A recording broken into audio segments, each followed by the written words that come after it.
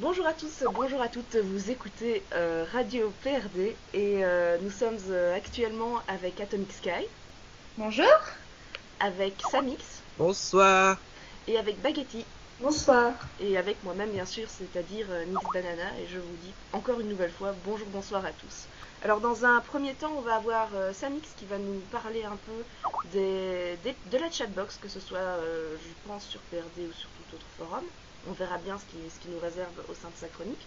Ensuite, je vais vous aborder quelques trucs et astuces comme la dernière fois. En fait, on va aborder une autre nouvelle petite astuce qui va faciliter la vie à certaines personnes au sein du monde RPG. Baguetti, notre invité du jour, va nous faire une petite chronique sur le plagiat. Et Atomic va nous refermer cette merveilleuse radio PRD en nous parlant des sorties des séries automne et hiver. Alors comment est-ce que vous allez vous tous aujourd'hui? Ah bah moi ça va, et toi? Ça va tranquillement, tranquillement. Contente de faire cette radio avec vous aujourd'hui. Donc, Oui, nous aussi, on est content, on veut faire la radio avec toi. Oui, moi c'est aussi je suis mignon. contente d'être là. Allez. On a appris à Samix à dire bonjour et au revoir en plus. Et oui, on lui a appris à être poli, donc j'espère qu'on va avoir quelques petits commentaires là-dessus parce que c'est pas difficile enfin c'est assez difficile de domestiquer justement un Samix sauvage. Donc voilà, on y travaille, hein, les gens, on y travaille. C'est vous qui nous écoutez. Et d'ailleurs, en parlant de Normalement, Samix, il va pouvoir commencer avec sa petite chronique, non? Alors, à ce qui paraît, c'est à moi de parler, donc, mais c'est merveilleux. Alors, moi, je vais vous parler donc de la chatbox. Alors, est-ce que vous savez ce qu'est une chatbox déjà? Un lieu de perdition. Oui. C'est l'endroit où tu vois tout ton temps et tout. Enfin, c'est un endroit où tu vois tout ton temps de vie qui disparaît petit à petit et il le mange et puis après tu ne le vis plus parce que tu es en CB. Donc, pour Atomic, c'est un lieu de perdition. On se demande ce qu'elle fait donc sur la chatbox. C'est un lieu de perdition, mais elle est jamais sur la chatbox, donc voilà, c'est pour ça qu'elle dit C'est ça. ça, on comprend mieux. exactement. Mais j'ai trop du mal à rester sur une chatbox moi. Non, parce qu'en fait, elle fait tellement de choses en même temps que du coup, bah, elle coule direct. Voilà, donc en fait, en gros, Atomic ne sert à rien sur une chatbox. Donc si vous la voyez arriver sur votre chatbox, vous savez qu'elle ne dira rien. Voilà, hein, c'est merveilleux. Donc en gros, c'est une plante verte. Hein. Mais bon, le but de cette chronique, ce n'était pas de dire qu'Atomic est une plante verte sur une chatbox, mais bien de parler de la chatbox en elle-même. Donc la chatbox, en général, elle se trouve en haut du forum, ou alors ceux qui ne la veulent pas en haut, ils la mettent en bas. C'est rare qu'on trouve une chatbox au milieu. Quoique Nix Banana avec un code doit pouvoir nous faire ça juste en milieu du forum. J'ai jamais vu ça, mais ça peut être une idée. Tenez, hein. Bah t'as déjà Si aussi vous y toutes les pensez, les chatbox gars. en anglais, hein. Ouais, c'est ça. Ça fait un peu hôtesse de l'air quand même. Vous retrouverez la chatbox en haut, en bas et sur les côtés de votre forum. Donc tu te rends compte que tu es en train de ruiner ma chronique là en me comparant à une hôtesse de l'air. Donc la chatbox se trouve en général en haut du forum et nous pouvons donc nous connecter dessus. Sauf si on a fait des bêtises et que nous avons été bannis de la chatbox, ce que nous n'espérons pas bien sûr, puisque nous aimons bien vous parler à tous et à toutes. Est-ce que vous aimez aller sur la chatbox? Alors Atomic, je crois que tu as déjà répondu à cette question. Hein? Je suis pas très utile sur une chatbox. Moi, je vais parler. Allez, les quelques fois où je parle, genre je parle pendant 2 minutes et puis après je cours faire un RP et j'oublie que j'étais connectée. Ça m'est arrivé tout à l'heure. Et du coup, elle se fait manger par Timmy. Et toi, Nix Banana, t'aimes bien être sur une chatbox? Oui, enfin on va dire que ça dépend du peuple de la chatbox, on va dire ça comme ça, peuple étant un terme un peu rudement choisi, on va être d'accord. Mais oui, en fait, personnellement, quand il y a trop de monde sur une chatbox, j'ai tendance à me perdre dans la masse et à me montrer plus timide que je ne le suis d'habitude. Parce que voilà, le monde ça m'intimide un petit peu, donc en général, je vais plutôt être active sur une chatbox où il y a 3 4 personnes maximum. Mais les chatbox où il y a énormément de monde, genre les soirées de chatbox de PRD, je me sens tout de suite beaucoup plus mal à l'aise. Mais ça, c'est quelque chose de purement personnel. Et toi, Baguetti, t'aimes bien être sur les chatbox? Ouais, mais je suis un peu comme Nix en fait, j'aime pas quand il y a vraiment beaucoup de monde. Mais sinon, ouais, j'aime bien être sur la chatbox et parler avec les membres et tout. Comme ça, j'apprends à les connaître et c'est cool. Donc en gros, pour vous, la chatbox, il faut qu'il y ait combien? 3 4 personnes avec vous, en gros, pour que vous soyez à l'aise sur la chatbox, c'est ça? Plus ou moins, Ouais. ça dépend des personnes, parce qu'il y a des gens avec qui on a plus on s'entend mieux, enfin c'est normal quoi, il y a des gens avec qui on s'entend mieux qu'avec d'autres, et parfois il y a des gens avec qui on n'a pas trop de choses à dire. Mais ouais, en général, entre 3 et 5 personnes, je trouve que c'est un bon nombre pour être sur une chatbox. Donc en gros, ce que Nix Banana est en train de vous dire, c'est que quand il n'y a pas trop de monde sur la chatbox et que vous avez un pseudo qui lui revient bien, elle viendra sur la chatbox pour vous parler. C'est une conclusion très hâtive que je viens de faire, mais qui effectivement est vraie, je suppose, vu que ce qu'elle vient de dire. On va encore parler un petit peu de la chatbox. Donc, est-ce que vous aimez quand il y a des animations sur la chatbox, genre les soirées CB? Est-ce que vous aimez quand le staff, justement, eh bien, organise des petites animations régulièrement sur la chatbox? Qu'est-ce que vous en pensez de ça? Atomique, tiens, je vais te donner la parole. Qu'est-ce que tu penses des soirées CB, donc sur PRD ou sur les forums RPG où tu es? Qu'est-ce que tu en penses de ça? Bah, alors, mon rôle de stagiaire serait de dire, mais c'est génial les soirées CB, vous devez aller aux soirées CB. Après, ce serait hyper hypocrite parce que je n'y vais jamais. J'ai dû en faire dans toutes mes vies de RPGiste 2. C'était super sympa, hein, mais comme disait Nix tout à l'heure, bah, dès que tu dépasses 4, ça devient vite le bordel. Et j'imagine même pas chez les blablateurs sur PRD comment ça doit être galère et tout de gérer, je sais pas moi, 20 personnes en même temps. Enfin voilà, moi je trouve que c'est une bonne idée, mais j'ai du mal moi à rester déjà sur une chatbox avec 3 personnes, alors vous imaginez avec 15 quoi. D'accord, donc Atomique, en très bonne staffienne sur PRD, n'aime donc pas la chatbox.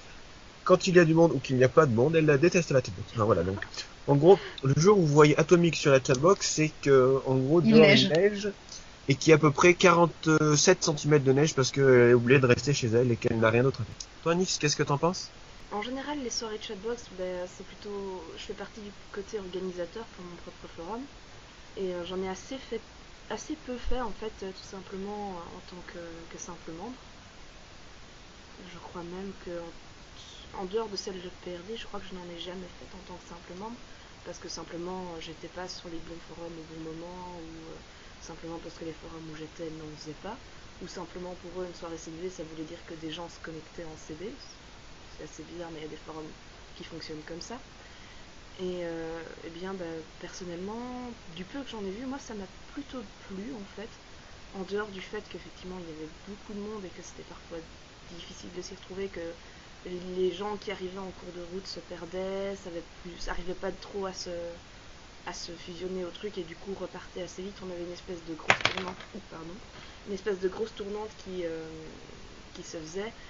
Et globalement, il y avait quoi, un noyau de 3-4 personnes qui sont restées toute la soirée, alors que du reste, on a plutôt fait des tournantes. Mais globalement, j'avais trouvé ça plutôt sympathique et je pense que c'est important pour la vie générale d'un forum d'organiser assez fréquemment des petits jeux sur la chatbox où les joueurs peuvent se retrouver et gagner des choses et ce genre de choses, quoi. Simplement pour le plaisir d'apprendre à connaître les gens avec qui on joue, quoi. Moi j'aime bien en fait, enfin, c'est sympa, mais perso, comme je l'ai dit tout à l'heure, j'aime pas quand il y a trop de monde et du coup, j'y participe pas tellement, mais dans l'idée c'est bien en fait. C'est juste que moi je suis pas à l'aise avec ça.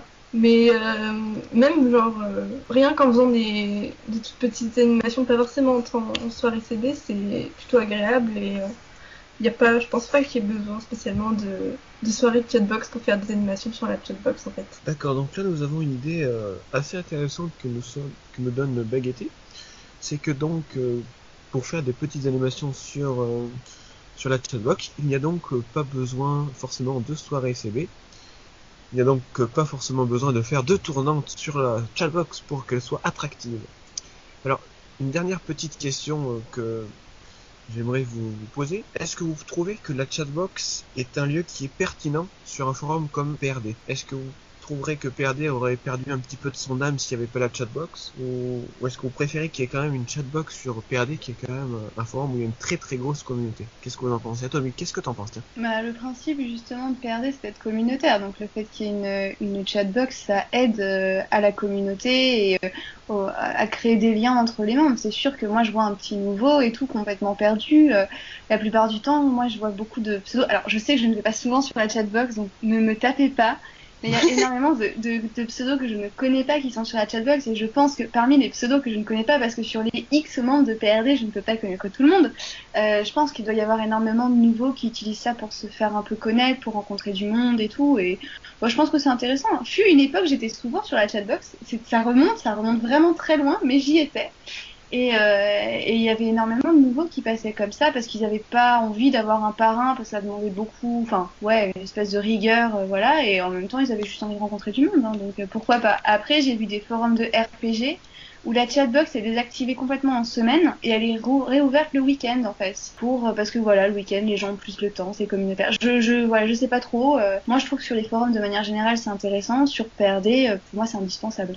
Enfin, je suis tout à fait d'accord avec elle là-dessus. Moi je suis assez d'accord avec Atomic, surtout que malgré le fait qu'il y ait beaucoup de monde, je trouve que ça permet vraiment de créer des liens facilement en fait, parce que même s'il y a par exemple les jeux et la partie food, on peut souvent les membres peuvent se sentir vraiment mal à l'aise par rapport au monde qu'il y a sur le forum, et du coup ça peut vraiment faciliter le fait qu'ils aient envie de participer et de s'investir dans le forum. Et du coup je trouve que c'est une bonne manière de faire, une bonne manière de se sociabiliser sur un forum, la chatbox en tout cas, et surtout sur PRD, surtout sur les grands forums. Les membres en général, que ce soit sur PRD ou sur les forums de RPG, ceux qui vont sur la chatbox, en général, c'est vrai qu'ils s'intègrent avec les autres beaucoup plus rapidement. Donc voilà, une petite chronique sur la chatbox. Et donc, je te laisse Banana avec la suite de cette petite radio. Merci beaucoup Samix. Donc du coup, comme je vous l'ai annoncé au début de cette radio, on va maintenant passer à ma propre chronique, qui est, je vous le rappelle, les petits trucs et astuces du RPGiste. Donc le mois précédent, je vous avais parlé d'un petit plugin que vous pouvez rajouter à votre navigateur qui va vous permettre d'éviter tout simplement de perdre vos textes. Et j'ai cru comprendre que la chronique avait plu, donc on est reparti avec une nouvelle petite astuce. Comme d'habitude, je vous mettrai le lien en dessous de la vidéo. Vous y aurez accès assez rapidement, assez directement. Et on est donc parti. Je voulais donc aujourd'hui, je voulais vous parler justement d'un petit truc auquel j'ai pensé justement pour toutes les personnes qui ont énormément de mal en code, qui voient parfois des fiches qu'ils trouvent superbes en libre service, mais qui n'arrivent pas à les utiliser sans les briser, sans les casser, et qui ne comprennent pas comment s'y prendre, ou qui simplement ne savent pas du tout en fait comment lire un code. Donc pour ça, soit vous avez deux solutions. La basique qui est de télécharger un programme qui va vous permettre tout simplement de gérer ça, de voir plus clair dans vos codes et d'avoir des facilités au niveau d'édit. Mais je peux comprendre que ce soit déjà une grosse étape à franchir et que vous n'ayez pas forcément envie de télécharger un programme juste pour ça, alors qu'au final vous voulez juste utiliser une fiche. C'est pour ça qu'il existe sur internet des outils assez sympathiques. Là, entre autres, je vais vous en parler d'un qui s'appelle JS Fiddle. Alors, JS Fiddle, c'est quoi? C'est à la base, c'est un outil pour tester du JavaScript, mais il fonctionne aussi au niveau intégration HTML, CSS, que ce soit par feuille de style ou pas. Donc, ça peut être assez pratique si vous voulez tester des trucs pour votre forum, ou simplement si vous voulez tester des morceaux de code sur une fiche, etc., ou simplement arriver à les lire. Donc comment ça fonctionne? On ouvre JS Fiddle, on se retrouve avec 4 encarts, HTML, CSS, JavaScript et le rendu. Si c'est une fiche de RP normale, vous foutez tout dans HTML, et là, magie de JS Fiddle, vous allez remarquer que votre code va être décomposé en différentes couleurs. Tout ce qui va être en noir, ça va être les ouvertures, fermetures de balises, et le contenu. Donc si vous avez du mal justement à identifier où est-ce que vous devez mettre votre contenu, où est-ce que vous devez remplacer des liens, ou ce genre de choses, JS Fiddle va vous mettre en avant justement toutes ces petites parties de code, et ça va vous aider déjà à y voir plus clair. Et en plus, lorsque vous avez fini vos modifications, vous avez juste à cliquer sur Run en haut à gauche de la fenêtre, et la prévisualisation va se mettre directement en place, ce qui vous permettra de voir si vous avez oui ou non fait une erreur dans la modification de votre code. Donc voilà, c'est un petit outil comme ça, tout simple, tout facile. Je sais pas s'il y a des gens avec nous dans la radio qui sont mal à l'aise avec le code. Je pose pas la question à Baguetti vu qu'elle fait partie des codeurs. Ça se voit tout de suite en voyant ta couleur sur le forum. Donc ça vous en sortez en code ou pas du tout? Ah oui, moi ça va. Enfin, je me débrouille quoi. Je suis le MacGyver du code, je bidouille en fait.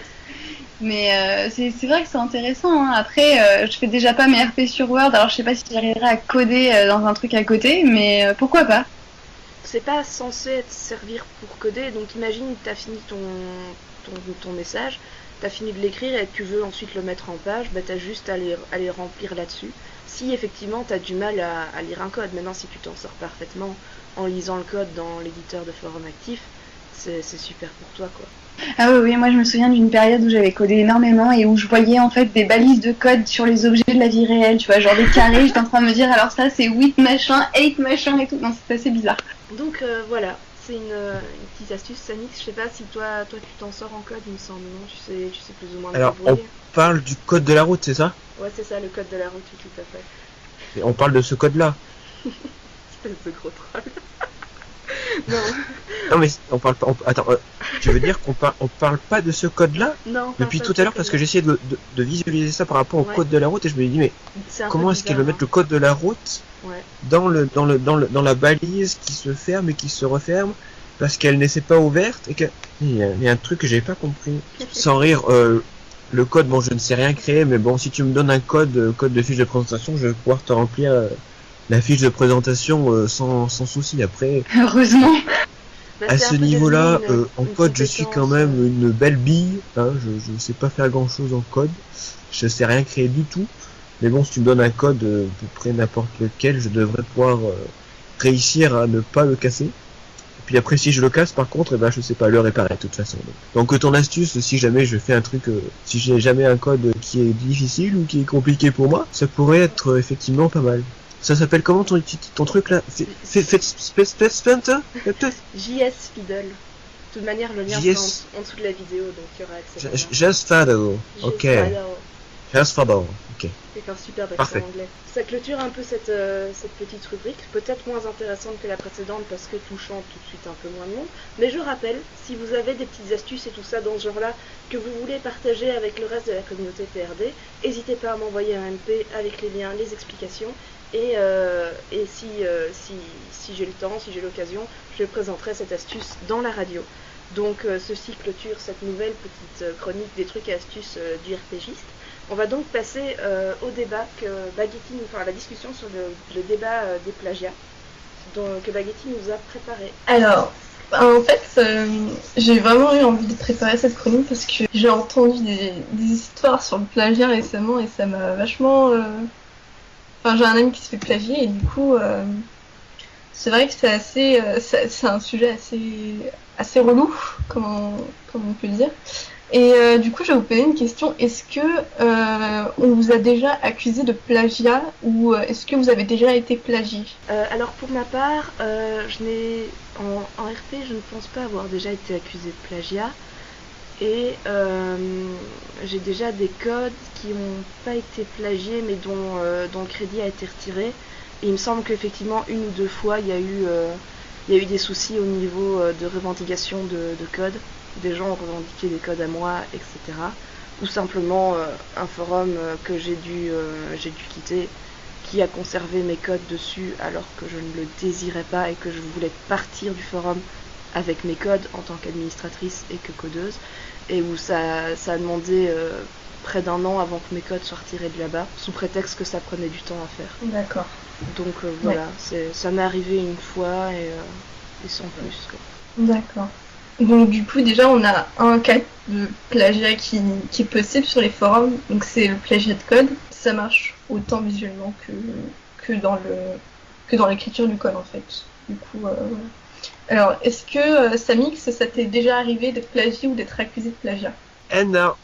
Non, moi, je suis vierge de toute expérience de plagiat. Moi, je ne plagie personne et personne ne me plagie, alors je ne sais pas si c'est bon signe ou pas bon signe pour moi, mais moi, je ne le fais pas en tout cas. Bah, je pense que c'est une bonne chose quand même. Donc voilà. Et du coup, Atomic Sky, est-ce que toi, ça t'est déjà arrivé? Oh, ça remonte à super longtemps. Alors, c'est pas dans le même style que Nix, parce que moi, à l'époque, je ne codais pas du tout.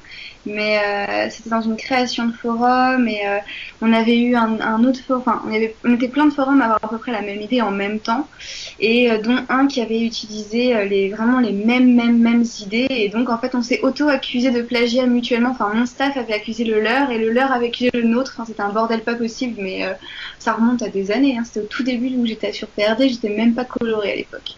Ah oui, c'est un peu spécial.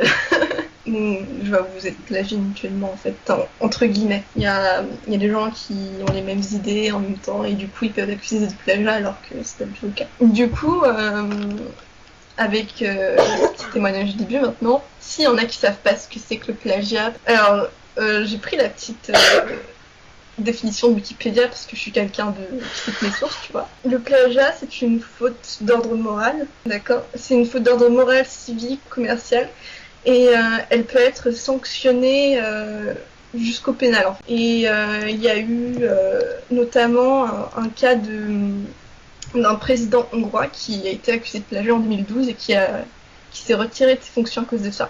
Donc c'est vraiment une affaire qui est sérieuse et faut pas rigoler avec ça, quoi. C'est pas parce que c'est possible de voler les gens qu'il faut le faire. Il y a une différence claire entre faire la même chose et plagier quelqu'un. Enfin, ça peut être une forme de contrefaçon, par exemple.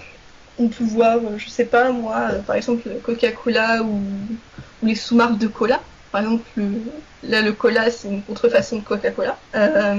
Sauf que comme le contenu et le nom ne sont pas les mêmes en soi, Coca-Cola s'en fiche. Du coup, ça ne nuit pas à leur affaire, donc ils s'en fichent. C'est une forme de contrefaçon qui consiste donc pour un auteur à intégrer dans son œuvre l'intégralité ou des extraits de l'œuvre d'un auteur sans avoir obtenu son autorisation. Donc, si vous copiez le travail de quelqu'un sans lui avoir demandé et qui s'en rend compte, il sera tout à fait en son droit de vous dire j'ai pas envie que y ait tel texte sur ton forum alors que c'est le mien. Enfin après ça peut se régler à l'amiable, mais vous êtes tout à fait dans votre droit de dire je ne veux pas que ce texte que j'ai fait soit sur ton forum, sachant que tu ne m'as pas demandé l'autorisation. Donc il y a vraiment une chose importante, c'est qu'il faut avoir l'autorisation de l'auteur. Donc si on a l'autorisation de quelqu'un pour mettre quelque chose dans autre chose qu'on fait, par exemple un forum, et dans ce cas tout va bien, on va dire. Donc ça marche un peu pour tout, hein, ça marche pour tout ce qui est dans le domaine des arts et du commerce. Par exemple, pour un écrivain, ça peut être un extrait de son livre. Pour un musicien, ça peut être des rythmes, des paroles de ses chansons. Pour un codeur, ça peut être ses scripts, le visuel de ce qu'il a fait. Pour un graphiste, on peut imaginer que ça peut être une image qu'il a faite et quelqu'un qui se l'approprie. Et pour un peintre, par exemple, on peut dire que c'est quelqu'un qui a, par exemple, qui peut avoir volé la peinture de quelqu'un, mais qui a mis sa signature par-dessus. Par exemple, la peinture. D'ailleurs, il y a un film dessus, ça s'appelle Big Eyes, de Tim Burton, qui parle de ce thème-là. Si jamais un jour, par exemple, vous êtes accusé de plagiat, si vous vous en rendez compte, je sais pas, un matin quand vous vous réveillez, le mieux à faire, en fait, c'est de commencer par, déjà, si ça vous énerve, de vous calmer, en fait, de ne pas répondre tout de suite, parce que ça sert à rien, vous n'allez pas forcément être cohérent dans ce que vous avez dit, dans ce que vous allez dire, vous n'allez pas être crédible, parce que vous pouvez être violent, c'est possible que vous soyez violent dans vos paroles, et surtout, discutez-en autour de vous, par exemple, je sais pas, avec quelqu'un, pas forcément du forum, ça peut être quelqu'un d'extérieur à votre forum, par exemple. Comme ça, il n'aura pas le même regard que vous sur la situation. Et ça vous aidera à prendre du recul. Le second conseil que je vous donnerais, c'est de prendre tous les éléments que vous estimez qui vous ont été plagiés et de les comparer et de les analyser. Parce que il est possible que la personne qui vous ait plagié ait modifié des éléments pour pas que ce soit trop visible. Ça, c'est possible. C'est un peu une théorie du chaos. Hein. Faut être un peu parano aussi pour penser ça, mais c'est tout à fait possible et ça a été le cas pour certains forums.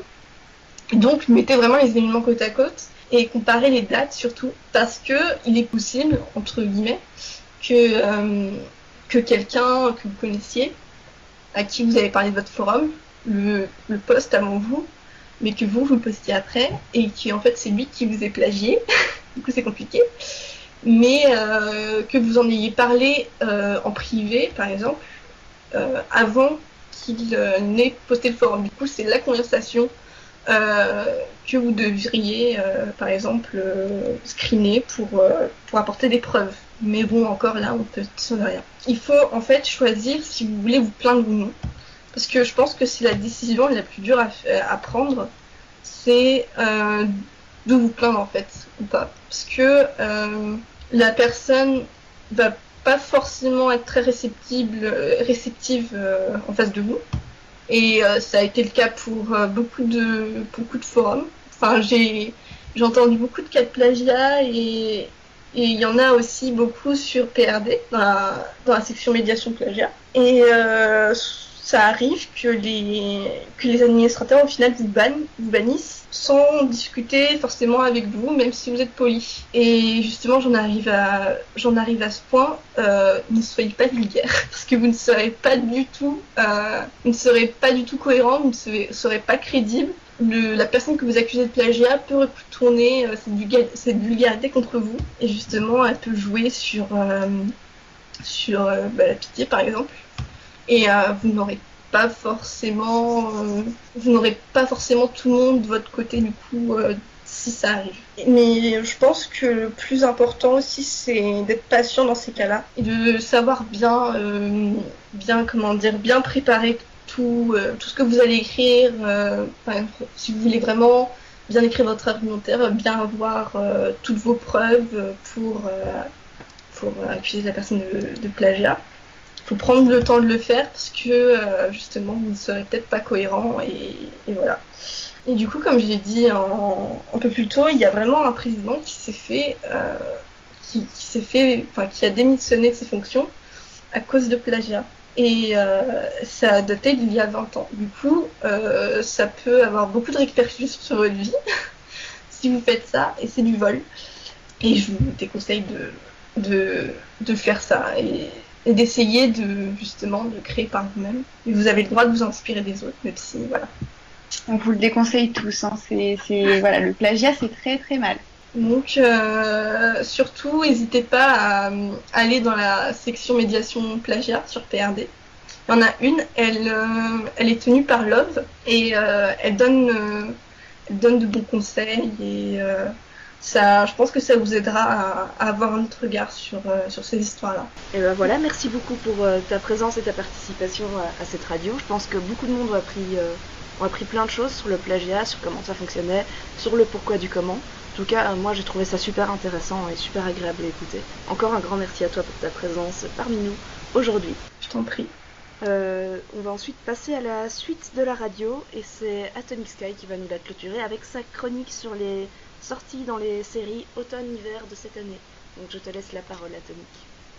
C'est très gentil, Nix. Oui, aujourd'hui, on va regarder la série automne-hiver. Alors moi, je vais m'éloigner un petit peu de PRD, du monde du RPG, mais pas trop, hein, puisque ma chronique, elle est pas des plus innovantes. C'est pas la première fois que vous avez un point film ou série. Et je trouve que ça se rapproche assez du RPG dans le sens où il faut bien que nos idées, elles viennent de quelque part. Et donc souvent ça vient des livres, des films, des séries qu'on peut écouter. Est-ce que je peux juste vous demander 2 minutes? J'ai mon chat qui fait des conneries. Ce qu'Atomic ne vous disait pas, c'est que son chat est cinéphile. C'est pour ça qu'il n'a pas que parce qu'il parle de série. C'est pour ça que voilà. Donc je disais. Notre inspiration, elle vient pas de n'importe où, hein. Elle vient souvent des films, des livres qu'on regarde, qu'on soit administrateur ou joueur. Ça va forcément influencer soit le contexte du forum qu'on crée, soit l'intrigue qu'on va proposer, soit le personnage qu'on va créer. Et donc moi je vais vous parler des séries automnales et un petit peu hivernales parce qu'au mois de novembre on peut plus vraiment parler d'automne. Donc du coup vous vous doutez bien que je vais pas vous parler de Game of Thrones qui sort au printemps ou quoi que ce soit, et je vais surtout vous parler de nouvelles séries, donc je ne parlerai pas non plus de Walking Dead. La première dont je vais vous parler, je pense que tout le monde en a entendu parler, c'est Westworld. Est-ce que vous la connaissez? Est-ce que vous l'avez vue ou pas? Oui, Dolores, ouais. Non, merci. Moi j'en ai entendu parler mais je n'ai pas regardé. Donc Westworld déjà, c'est une série proposée par HBO, donc exactement la même chaîne qui propose Game of Thrones, et il y a énormément de pression sur cette série parce qu'elle se veut être le successeur de Game of Thrones. Tout le monde sait qu'il ne reste que 2 saisons à Game of Thrones, donc voilà, Westworld, ils l'ont commencé maintenant de manière à pouvoir faire un peu de tampon entre la fin de Game of Thrones et du coup voilà, le succès de celle-ci. Et donc, pour satisfaire la super pression autour de Westworld, ils ont un super casting et surtout une super équipe de réalisation. Donc, c'est réalisé par J.J. Abrams, qui est entre autres le créateur de Lost, mais c'est aussi lui qui a réalisé le dernier Star Wars. Et Jonathan Nolan, qui est connu pour Interstellar et aussi tout ce qui est saga des Batman Dark Knight. Donc voilà, donc le premier épisode de Westworld est sorti le 3 octobre et dedans vous allez avoir Evan Rachel Wood qui a eu sa petite période de succès avatardesque grâce à True Blood. Vous avez aussi Anthony Hopkins, alors lui il a un petit peu moins joué je pense quand même, mais bon on sait jamais. Et vous avez aussi par exemple Ben Barnes, entre autres super casting qu'il y a dans cette super série. Westworld c'est inspiré à la base d'un autre film, d'un film quoi pour le coup qui s'appelle Monde Ouest, qui est sorti en 1973 et qui retraçait l'histoire de deux hommes d'affaires qui venaient passer quelques jours dans un parc habité par des androïdes. Et donc dans le film, ils avaient le choix entre trois époques qui étaient médiévales, romaines ou Far West. Eux, ils avaient choisi Far West. Et donc la série de Westworld reprend cet univers, ce parc Far West. Je vais reprendre le synopsis qui est proposé par Locas dans le sujet de PRD. Donc Westworld est un parc d'attractions futuristes créé en l'univers de l'Ouest américain du 19e. Il est peuplé d'androïdes qu'on appelle les hôtes, qui sont réinitialisés à la fin de chaque boucle narrative. Et les visiteurs peuvent y faire ce qu'ils veulent sans aucune conséquence. D'ailleurs, le slogan en fait du parc, c'est découvrez vos limites, découvrez qui vous êtes, quoi, en fait. Donc, je vous laisse imaginer ce à quoi on a droit, surtout venant d'une chaîne comme HBO. Donc voilà, et en fait, tout va tourner autour de l'intelligence artificielle et de ce moment où l'humanité va perdre peu à peu le contrôle qu'il a sur la machine. Donc c'est une série assez intéressante, il y a 6 épisodes qui sont déjà sortis. Moi, je vous invite à aller la regarder. Je crois que j'ai vu un projet dans PRD qui s'inspirait de Westworld, alors qu'il n'est pas du tout dans le Far West, mais qui s'inspirait de l'ambiance Westworld. En tout cas, pour le sujet de discussion, je le mettrai sous le lecteur exportable. Est-ce qu'il y en a qui veulent faire des commentaires sur cette série? Moi, je trouve ça intéressant le thème de l'IA, justement. Et il y a ça qui est mis en avant dans Ex Machina aussi, par exemple. Ouais, tout ce qui est test de Turing et tout, exactement, ouais. Non, moi je sais pas grand chose à dire sur la série, je pense que t'as dit ce qu'il y avait à dire, et puis voilà, Evan Rachel Wood, quoi, c'est tout. Moi, c'est plutôt Ben Barnes, mais chacun son délire. Allez, ouais. Alors, je vais passer sur une autre série, et là, je vais vous faire interagir un petit peu avec moi. Je vais vous donner le titre, et vous allez essayer de deviner de quoi ça parle. Alors là, je vais parler d'une série qui est sortie en septembre. Elle est terminée, elle ne fera qu'une seule saison. Et c'est Banished. Je ne sais pas si vous la connaissez. Non, pas du tout. Eh bien, ça va être l'occasion de deviner de quoi ça parle. C'est quoi, c'est Banished ou... Ouais. D'accord. Alors, il est interdit de regarder sur Wikipédia, hein. Non, moi, je suis Bailey, je vais pas regarder. Banished, c'est déjà en anglais. Participation à bannir, du coup, c'est peut-être que ça va parler de quelqu'un qui. Enfin, de gens qui ont été bannis d'une société ou de quelque chose comme ça et qui vont essayer de vivre malgré ça, je sais pas. C'est exactement ça en fait. Alors c'est une série historique, qui se veut historique et qui suit en fait l'histoire de criminels envoyés dans des colonies australiennes à l'époque où l'Australie n'est pas encore le pays que tout le monde veut aller visiter pendant ses vacances, mais bien l'endroit qui veut ta mort. Bref, donc je pense pas qu'on va voir en fait des forums sur le sujet, mais pour les amoureux de forums historiques originaux, ça peut être vachement intéressant. Et puis pour ceux qui veulent découvrir la série, niveau acteur, vous allez retrouver Russell Tovey, donc qui joue dans Sherlock et dans Being Human en version britannique. Et vous avez aussi Rory McCann, et pour ceux dont le nom ne dit rien, c'est notre super Sandor Clegane dans Game of Thrones. Donc voilà, qui joue encore un fief et connard. Donc si vous aimez Sandor Clegane qui se fait taper dessus, vous pouvez y aller. La troisième série dont je vais vous parler, alors là je pense que tous ceux qui n'ont pas été enfermés dans une grotte ces derniers jours ont dû voir la publicité sur YouTube, c'est The Crown de Netflix. Je sais pas si ça vous parle. Moi j'ai le blog, du coup je l'ai pas vu. Une série encore historique. De quoi? C'est une série historique. Moi, je suis comme Baguetti. Avec je sais plus quelle reine, là, je sais plus quoi. Comme Baguetti, comme Baguetti, vas-y. Ouais, j'utilise Adblock, donc j'ai pas vu non plus. Le truc, c'est que moi, j'ai remarqué que mon adblock ne marche pas sur YouTube, et je dois avoir un Mac. Donc, en fait, The Crown, c'est une série de 10 épisodes qui est sortie le 4 novembre. Hein, comme c'est Netflix, tous les épisodes sont sortis en même temps. Et qui retrace, en fait, qui commence à partir de l'accession au trône de la reine Elisabeth. Donc, c'est une série historique, mais c'est pas de l'historique très très lointain. Alors moi je ne l'ai pas encore vue, j'avais très envie de la voir mais j'ai pas eu le temps. Niveau casting, on va retrouver Claire Foy qui est une habituée des séries historiques, hein, on l'a vu dans Wolf Hall ou encore dans Le Dernier Templier. Et pour les amoureux de Doctor Who, on va retrouver Matt Smith. Donc pourquoi pas, ça peut être sympa. La série est réalisée par Peter Morgan, c'est celui qui a réalisé The Queen et Deux sœurs pour un roi ou Au cœur de l'océan, bref. Donc voilà, donc c'est la bande-annonce était assez jolie. Moi j'ai assez hâte de la voir et je pense que vu qu'il y a énormément de forums historiques qui sont pas forcément médiévaux, je pense que ça peut être intéressant de voir s'il n'y a pas des forums qui vont se développer sur cette période-là. En tout cas, ça peut être sympa. Ok, alors la suivante, pareil, elle a eu pas mal de publicité. C'est Medici Master of Florence. Je sais pas si ça vous parle aussi. En fait, que t'aimes bien les séries historiques, non? Non, il y a énormément de séries historiques qui sortent en ce moment. D'ailleurs, je me suis aidée de ma super application TV Showtime pour créer cette chronique. Donc ce n'est pas moi, c'est les séries du moment. Donc c'est effectivement une série historique.